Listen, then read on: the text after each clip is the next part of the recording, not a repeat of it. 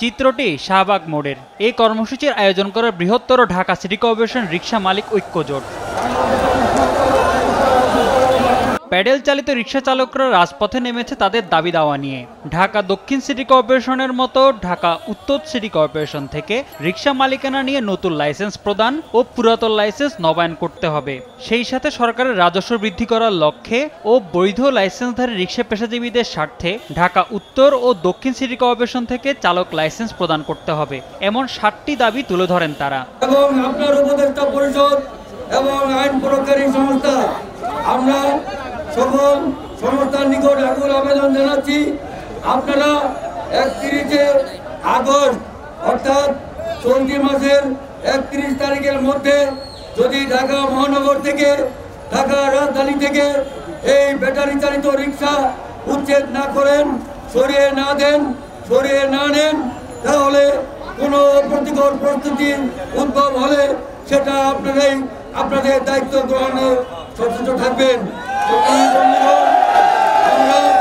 আমরা 31 আগস্ট যদি আমাদের এই দাবি, 7 দফা দাবি, আইনগত দাবি, মহামান্য হাইকোর্টের আদেশ যদি বাস্তবায়ন না করা হয়, তাহলে আমরা আপনাদেরকে নিয়ে ঢাকা মহানগরের প্রায় 20 লক্ষাধিক রিক্সা পেশাজীবীদের নিয়ে, বৈধ লাইসেন্সধারী রিক্সা পেশাজীবীদের নিয়ে বৈধভাবে, আইনগতভাবে আমরা আবার রাজপথে আসবো। আমাদের ইনকাম নাই, আমাদের ইনকামটা ওনারা নিয়ে যায়।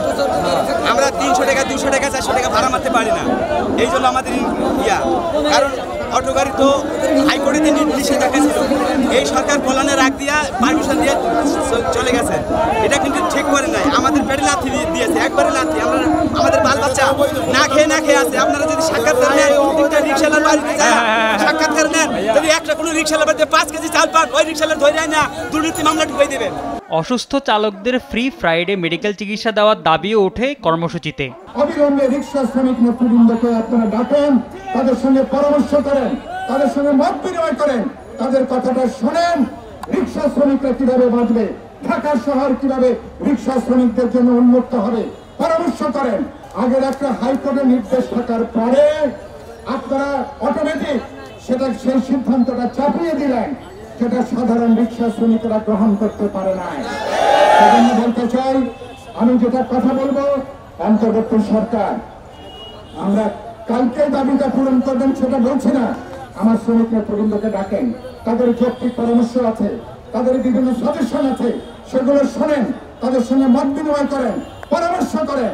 শুধু ঢাকা শহর নয়, সারা দেশে রিক্সা শ্রমিকরা যেন মানুষের মর্যাদা নিয়ে যেন বসবাস করতে পারে, অধিকার নিয়ে, সম্মান নিয়ে। গুলশান, বনানী ও বারিধার এলাকায় যারা বেআইনিভাবে বিশেষ পোশাকে রিক্সা পরিচালনা করে আসছিল, তাদের রিক্সাগুলোকে বন্ধ করে পায়ে চালিত বৈধ রিক্সাকে চলাচলের সুযোগ দিতে হবে বলেও দাবি করেন তারা। মোহাম্মদ সাকিব, দেশ টিভি, ঢাকা।